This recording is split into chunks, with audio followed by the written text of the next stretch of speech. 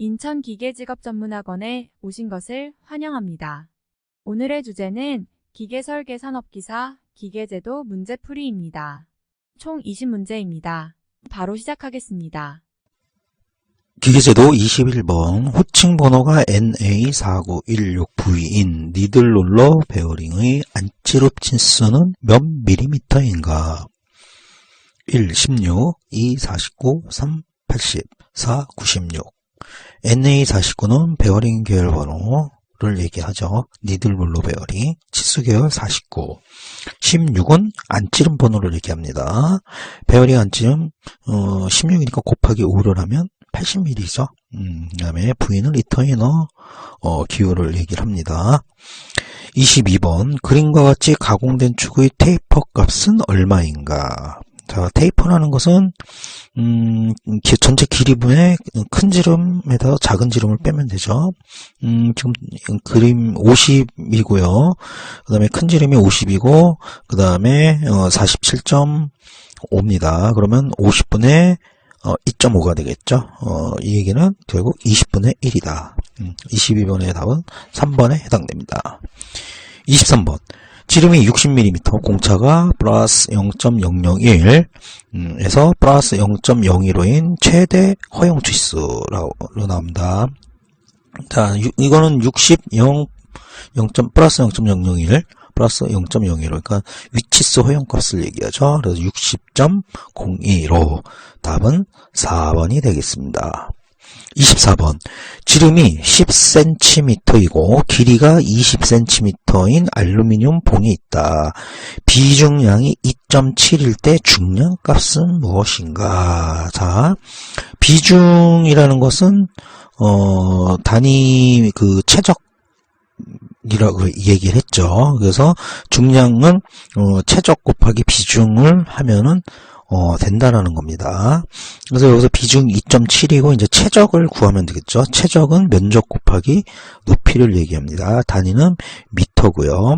그래서 비중 곱하기 4분의 파이 d 0.1제곱 곱하기 길이 0.2 면은 미터 3승이 나옵니다. 곱하면 4241kg 포스가 나옵니다. 그래서 24번의 답은 2번에 해당되겠죠. 25번 이면 용접의 KS 기호로 오른 것은, 자, 이면 용접 KS 기호. 자, 1번은 뒷면 용접이죠. 그 다음에 2번은 필릿 용접, 그 다음에 3번은 플러그 용접, 그 다음에 4번은 스팟 용접입니다. 그래서 여기서 이면 용접이라는 것은 바로 뒷면 용접을 얘기하겠죠. 그래서 25번의 답은 1번에 해당됩니다. 26번 정궤도를 그리는데 가장 중요한 것은 무엇인가? 1. 투시도, 2. 축척도, 3. 도형의 중량, 4. 각부의 실제 길이. 자, 우리가 정궤도라는 것은 원하는 형상이 있는데 그것을 완전히 펼쳤을 때 어떻게 표현하는가, 이제 요거를 정궤도라고 그러는데요. 이럴 때는 이제 우리가 실제 치수를 기입을 해야 됩니다. 왜냐하면은 그 재료의 물량 산출 때문에 이 재료가 얼만큼 소요되는지를 알아야 되기 때문에 실제 치수를 기입하여야 한다. 그래서 26번의 답은 4번이 되겠습니다. 27번 그림은 필링 용접 부위를 나타낸 것이다. 필링 용접의 목 두께를 나타내는 치수는, 목이라는 것은 바로 그 엣지, 구석과 그 두께를 얘기하죠. 그래서 답은 2번에 해당됩니다.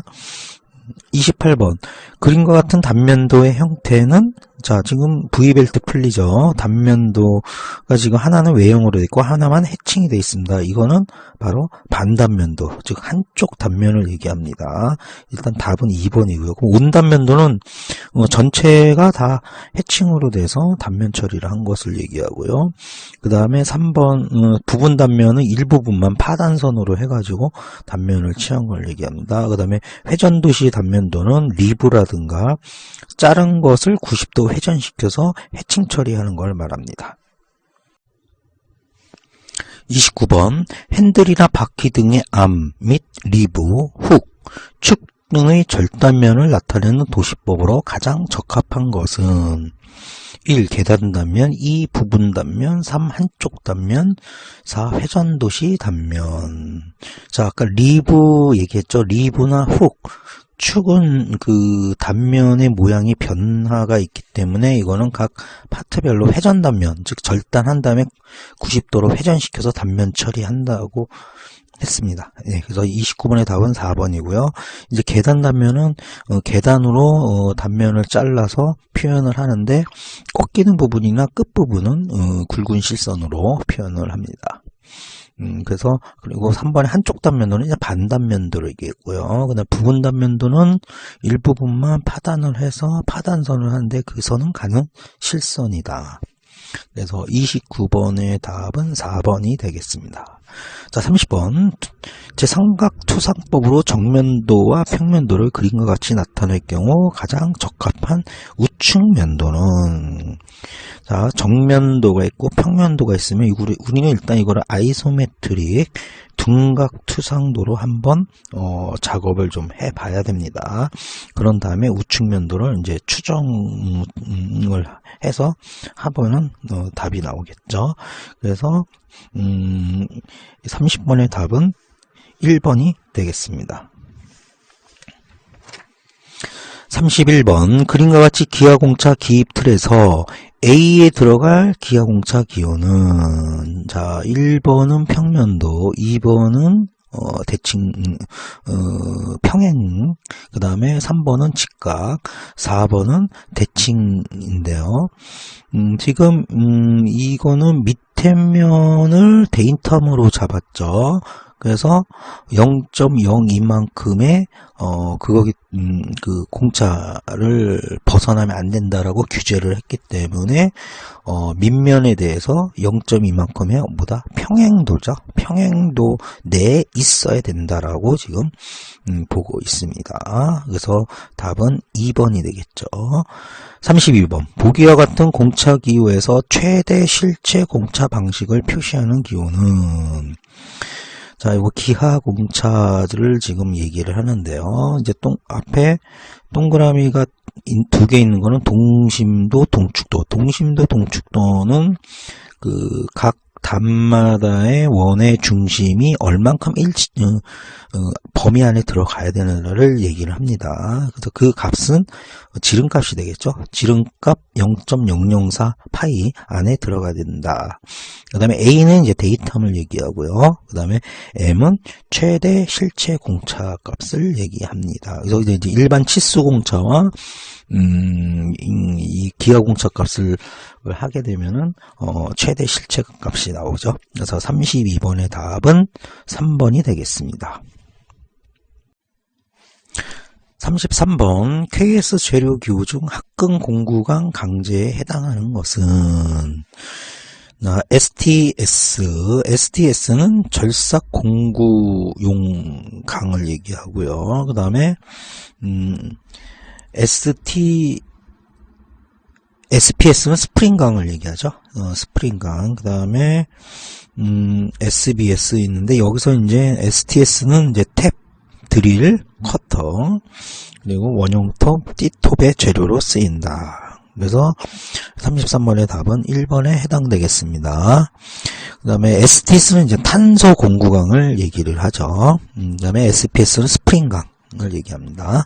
자, 34번 제3각법으로 투상한 보기의 도면에 가장 적합한 입체도는, 자, 지금 또 투상법 얘기가 나오죠. 자, 정면도, 우측면도, 평면도가 나오면 이걸 가지고 아이소메트릭으로 표현을 할 줄 알아야 된다. 그러면 입체가 나오게 되겠죠. 그래서 34번의 답은 2번에 해당됩니다. 35번 그림과 같이 1.6 숫자가 의미하는 것은, 자, 이거 표면 거칠기 얘기를 하는데요. 1.6은 삼각형 바로 위에 있죠. 이게 바로 뭐냐면 거칠기 값을 얘기를 합니다. 그래서 삼각형 위에 있는 거는 거칠기 하한가, 위에 있는 건 상한가, 그 다음에 맨 꼭대기 위에 있는 거는 이제 가공 방법을 얘기를 하고요. 그 다음에 그 밑에는 컷 오프가, 그리고 벽에는 가공 무늬에 대한 방향을 얘기를 합니다. 그래서 답은 30번의 답은 4번에 해당되겠습니다.